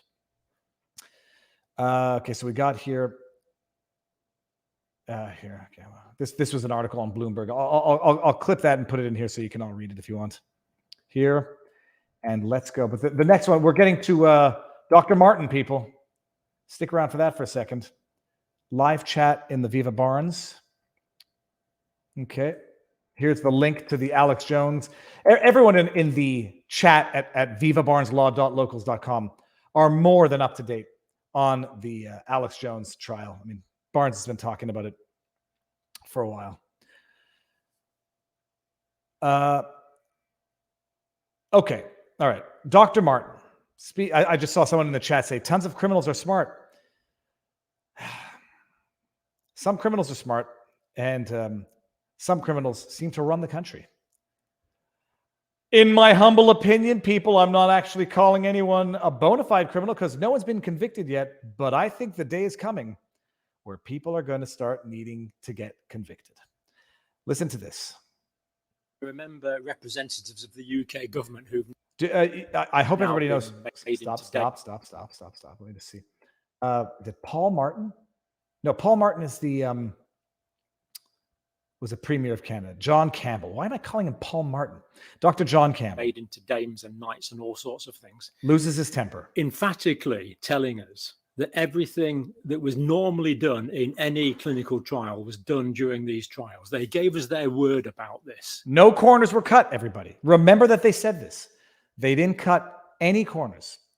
It's as safe as anything else the FDA has ever approved. That's what they said. You got Walensky, we saw it at the beginning of the stream, still peddling this stuff. And let's hope that this doesn't turn out to be less than accurate. Oh, it already has. Let's look at some of the information that's now been revealed today. And you can probably tell some of us aren't very happy about this. If he's not happy about it, I mean, he gets a little angrier later, but he's good at hiding it. At all. It was rolled out. Ms. Small, regarding the question around, did we know about stopping the immunization before it entered the market? No. And they're the words. She said the word no. Now, this is my interpretation of this because this is only me. COVID Pfizer vaccine was not tested on stopping the transmission of the virus before it entered the market. This was not done before the vaccine entered general rollout. Wait till you hear when a British man gets angry. I mean, this is not the guy from Lock, Stock, and Two Smoking Barrels yet, but I think he could be. Despite us being assured that everything, all the normal stages were carried out as they would be for any new product. And yet it turns out now we know however long it is now later. It's admitted. So anybody watching this, it's admitted. We were moving at the speed of science, which meant moving faster than the speed of science. 2 years later or whatever, this wasn't done. This really is, I think this is really quite scandalous. And I certainly feel personally let down by it. I'm sure a lot of you do. Let down is an understatement. Hoodwinked, lied to, exploited, cheated, abused, assaulted. Assaulted is not a hyperbolic way of describing it. Someone applying force without my consent. Oh, they didn't apply force. They didn't make you do anything. It was all consensual, which will be the defense. You did it on your own. Yep. Based on misrepresentations. Sorry, hold on. I'm getting distracted. Just wait. Dr. Campbell loses his temper, but it's still. Ms. Small, again, we had to really move at the speed of science. Now, what I'd like to do now is pause and explain to you exactly what the speed of science means. But I haven't got a flipping clue. I do know not what it is. It's just words without meaning. The speed of science. It's just words without meaning. Verbal What does that diarrhea mean? is another What's way. that supposed to mean? What's it supposed to convey? What it's supposed to convey? We rushed things. We lied to you. And we did it because we were trying to get you to go along with it. And you wouldn't have had we told you that we're going at the speed of science, which means cutting the corners that we assured you we weren't cutting. Speed of science necessarily means A, presumptively slow, not presumptively fast. The speed of science necessarily means not faster than the speed of science. And the speed of science means you verify and confirm what you are affirming and not after the fact. And the speed of science does not mean deliberately misleading through false, inaccurate representations and deliberately misleading omissions. The speed of science, what you're describing, sounds like the speed of negligence. It sounds like the speed of potential criminal negligence, criminal misrepresentation, criminal fraud. Potential. Speed of science does not mean lying. It does not mean saying you have proven that which you have not proven because you weren't even looking for that. Speed of science. Yeah, put in as many asterisks as you can there. Not asterisks, sorry, speed of science. What is it called? The dollar sign. Put in as many dollar signs as you can there. So anyways, John Campbell, did I just say John? That's what I meant. He got a little, let's just finish it so we can. It's not the full clip, and people should obviously watch Dr. Campbell. If I can find it again, here it is. Just has no meaning to me at all, unless I'm a bit stupid, of course. And if Miss Moore wants to come on the channel and explain it, then that's absolutely fine, of course. Maybe I'm just being a bit thick here and I don't understand what the speed of science is. This is British humor, but, dry humor, sarcasm. I've done two science degrees and a research degree, and I've never heard the term. So anyway, there's always need to learn new things. I've only been doing science since I was 18. I love from that point. You got to love the dry British humor, cutting without being rude, sassy without being expletive. Yeah, speed of science.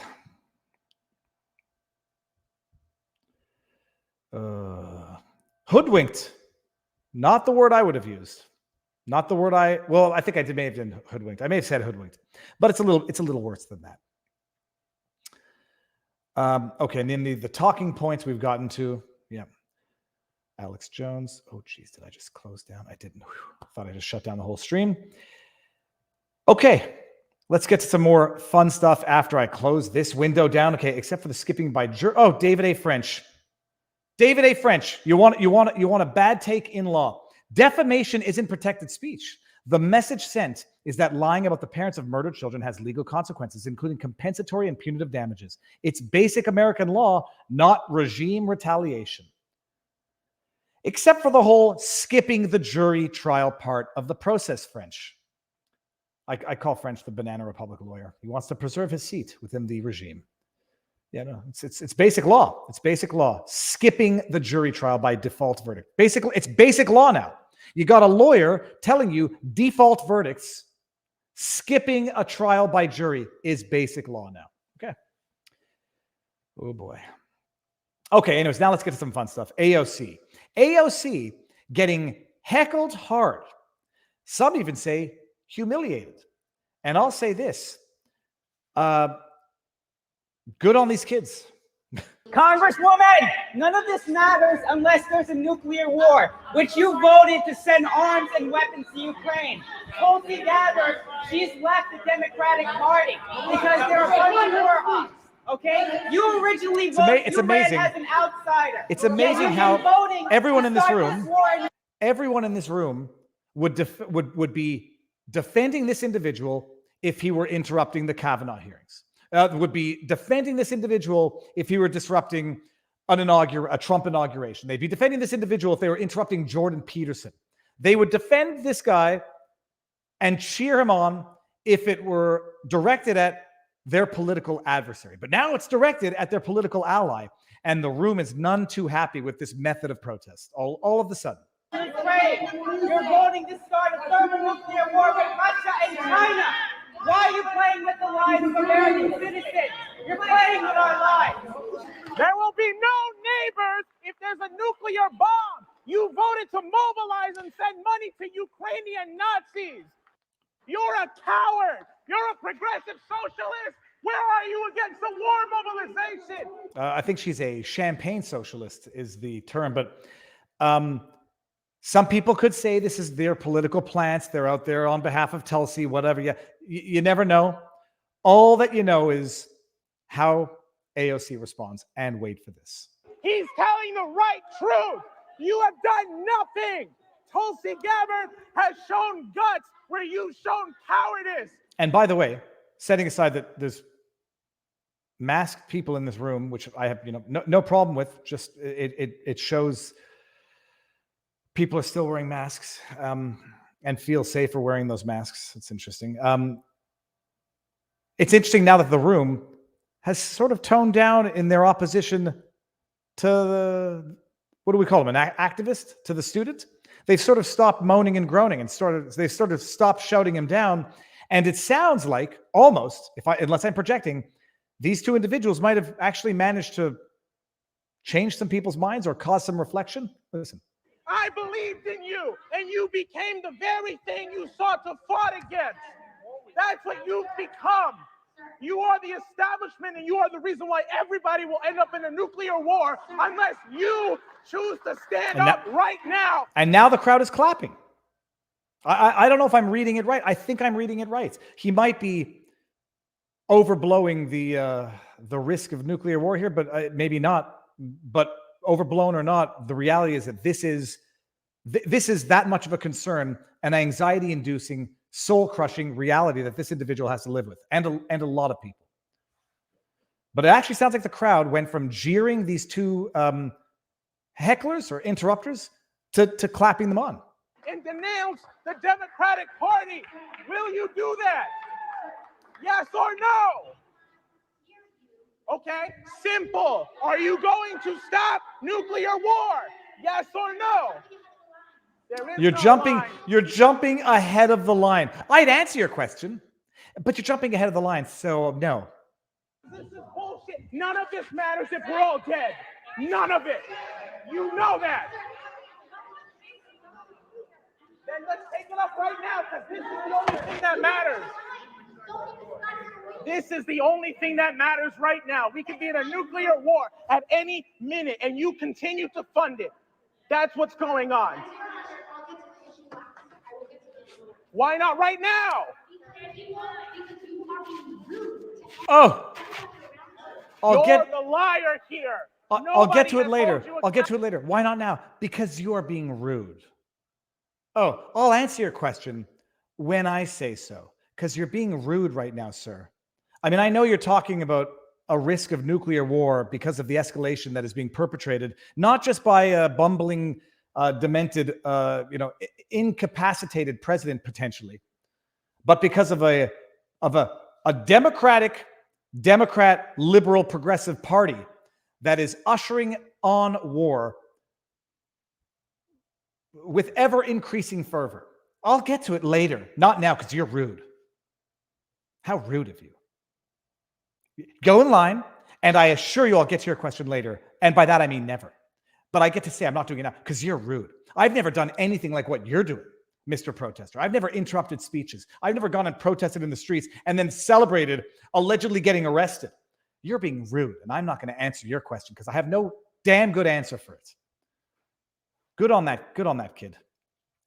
It was loud. It was not in your face. It wasn't an expletive-laden tirade.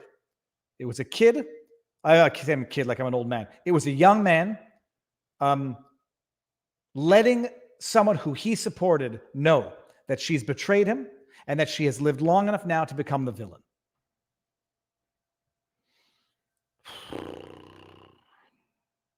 I'm not answering it because that would be rude. AOC became Pelosi. Oh man. All right. So that was AOC getting, comeuppance. The people see through your charades now, AOC. The people who supported you, who bought into your crap. I'm a working class bartender. I represent you. And now I'm taking all y'all money and I'm sending it to a foreign conflict that might very well lead us into World War III. But I'm not going to answer you because you're rude. That's rude. Go wait in line. I'm the, what's it called? I'm the political elite now. You go wait in line. And when your turn comes around, I might listen to you. Oh yeah. And until then, by the way, hold on. Let's just recall this. Until then, I'm just going to go ahead and I'm going to go back and find my vest. Where is it? Oh, yeah, that's right. I'm going to go find my $3,000 jacket. Apparently now this, okay, Proenza Schuler.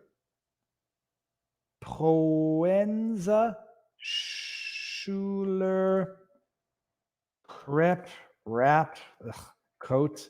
Sounds disgusting. Dark. Apparently it now costs even more. Was it this? Apparently now it costs like still the same price. Still the same price. Someone said it went up in price, which would have been funny, given the inflation that is also being caused by the very same policies of the very same party of the very same woman who fights for the people. I don't always fight social justice, but when I do it in a $3,000 US Proel Schuela, whatever the hell that was. Okay. All right. And then there's another good one here. Check this out. Just fun stuff. VP Harris. There's going to have, what do they call, like, there has to be a word for these vapid verbal diarrhea answers that Kamala is now becoming known for. Listen to this. The work that we did around the most recent Inflation Reduction Act, it was focused. Some might ask, well, what was the title about? It was about dealing with the fact that life shouldn't be too expensive for working people. People work hard. They should be able to afford to pay their bills and feed their children and take a vacation from time to time. The work that we did. You might be asking yourself. The most recent Inflation Reduction Act. It was focused. Some might ask, well, what was the title about? No one in their right mind, unless they thought politicians are liars, would ask, what is the title about? What is the title of the Inflation Reduction Act about? I'm gonna venture a guess. I'm just a nincompoop lawyer. I'm gonna venture a guess that the title of the Inflation Reduction Act is about reducing inflation by way of a legislative. A guess. It's a random guess. If, however, the actual law itself doesn't reduce inflation, and if I hear and read that the act itself is actually not going to do anything to reduce inflation, and if I'm living in a world where I see inflation rising at a exponentially rapid rate, yeah, I'm not going to ask what the title's about. I'm just going to ask, what the hell are you guys doing for jobs? Like, this is your job. Every step of the way, everything you do screws things up worse than it was before. You passed the Inflation Reduction Act. Was there anything about transferring tens of billions of dollars to finance foreign conflict? Is there anything in the Inflation Act about that? What's the Inflation Reduction Act about? It's an amazing thing. She sounds like she's always giving a book review without having read the book. Yeah. All right. Now let me just see one thing here because I think we're doing good. What's going on? Let's go to the locals chat and see what's going on in there. Live chat at locals. I love this. Okay, so we got Yael Rivka says, one of the nurses I work with almost lost her crap when a kid came in with shortness of breath over a year ago. She acted as though the unvaxxed were responsible because he was obviously going to have the Rona. Nope. Poor kid had asthma. Have I missed anything in the chat? Okay. There's a good discussion going on in the chat. For anybody who wants to go there, I'm going to put it back in... post it back here in Rumble, and I'm going to go see what's going on in the Rumble chat. The video is an example of a normie waking up, banned from YouTube. Yep. And you can't hide it on the other than the fact, by the way, that going back to the AOC video, other than the fact that the room was virtually empty, it was filled with a not insignificant amount of people who are quite angry with AOC, and rightly so.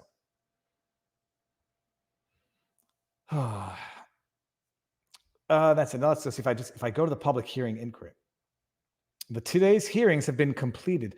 Oh, so you know what's interesting here? Let me share this. Maybe the hearings are not all day in and day out. Okay, we'll see. And so we'll cover the hearings in as much as possible. But everyone, we've done good. Let's go see in the Twitterverse. I have not missed anything in Twitter.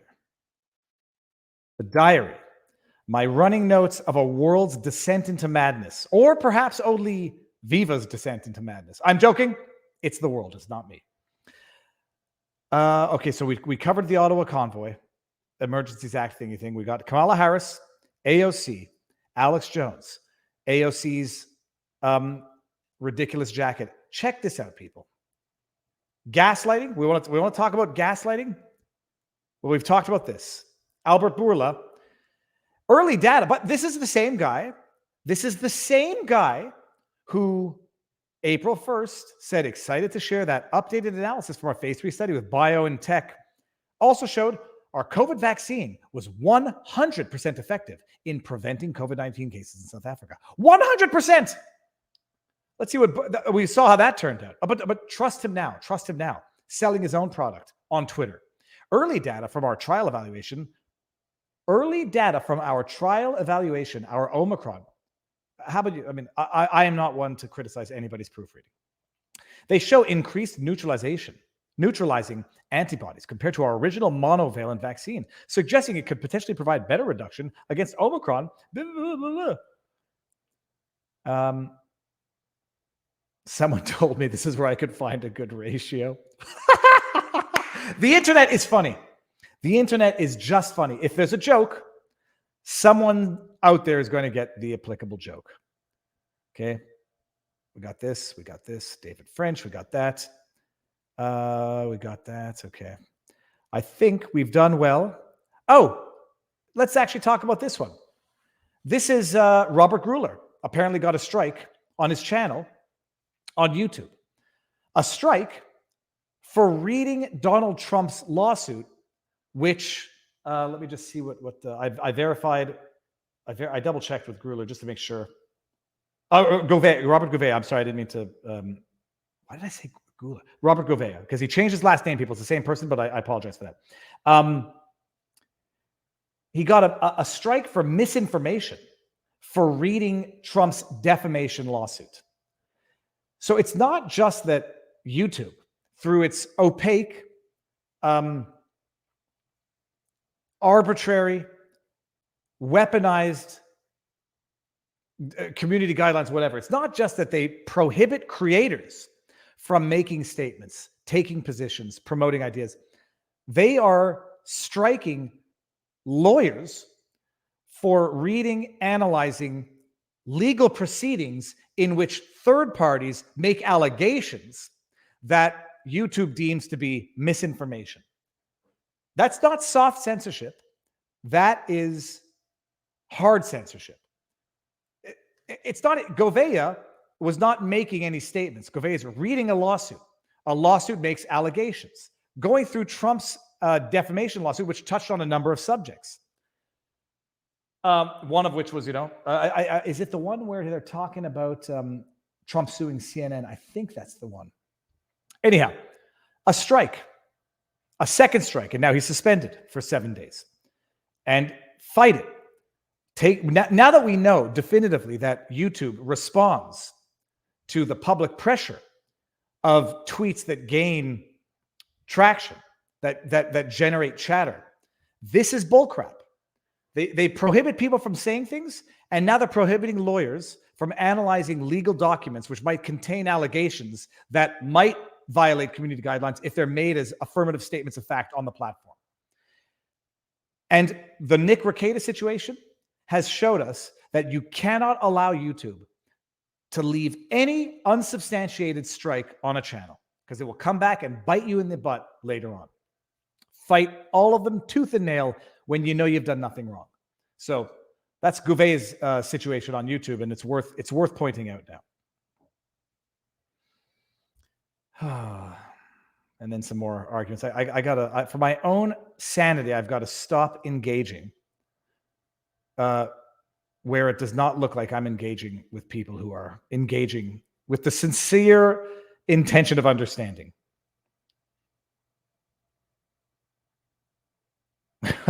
Here's another one. Bourla. We've come a long way since 2020 in reducing COVID-19 hospitalizations and deaths. Among Medicare beneficiaries, for example, we saw a 39 to 47% reduction in these outcomes, that being COVID hospitalizations and COVID deaths due to vaccination. We've noticed a decrease in that due to vaccination. Thanks for believing in the power of science.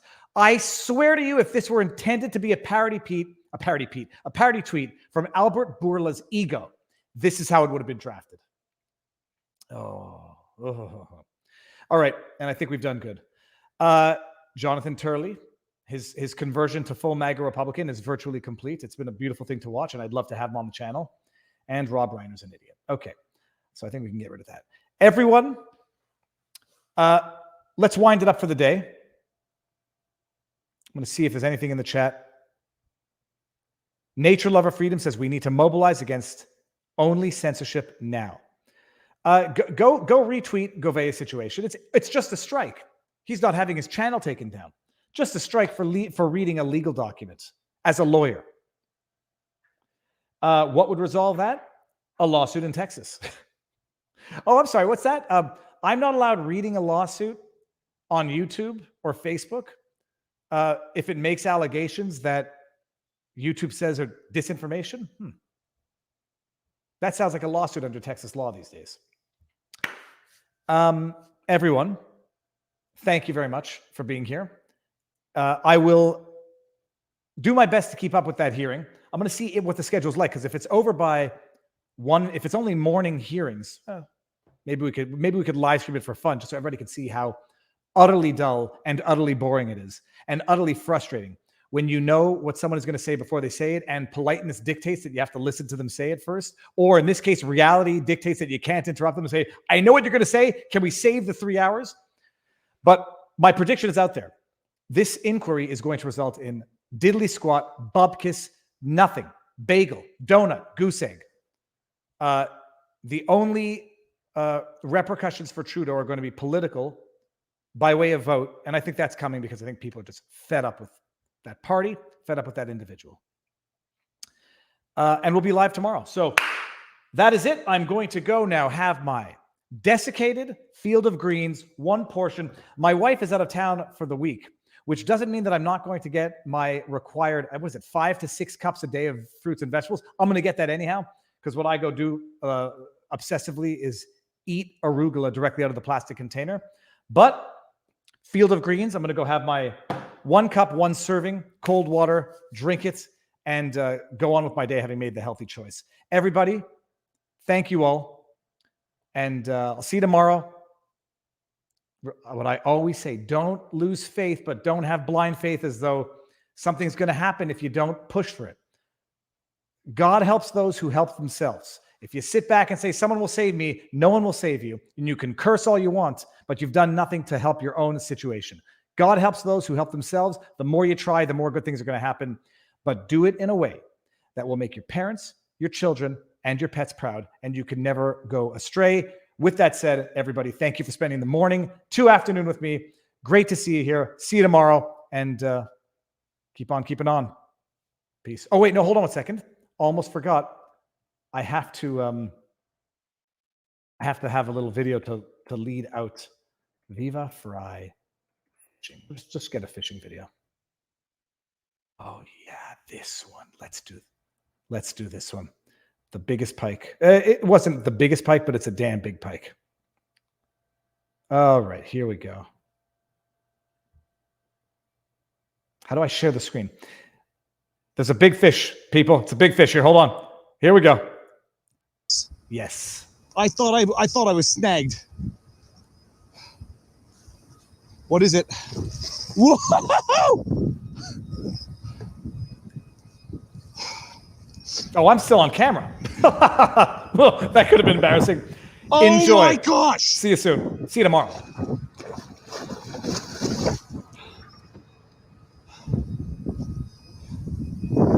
This is the biggest fish.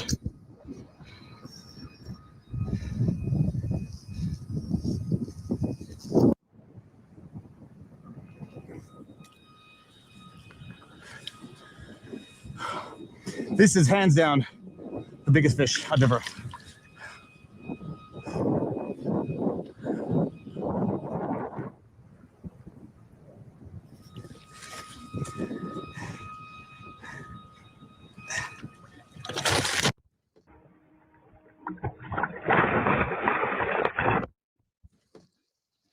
Oh my gosh!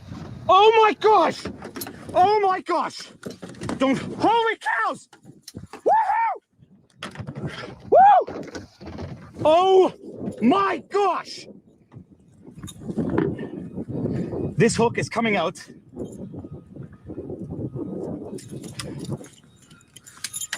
Oh my gosh! Stay there, please. Stay there, please. Oh my gosh! Please.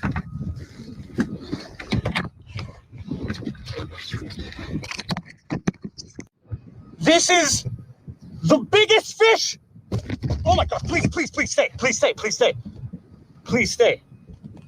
Look at this! This is the, who sees this? Who sees this? Oh my gosh! I don't know how big this is. I don't know how much this weighs. Oh, my gloves are stuck in its things.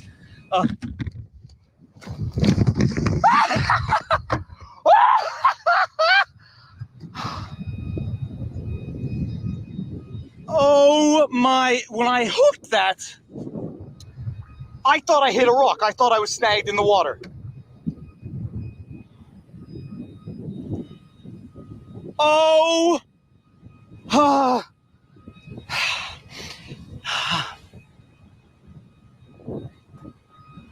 I take this as a sign from above. I must keep doing YouTube. That was simply a monster. We can go in for the day now and back to parenting.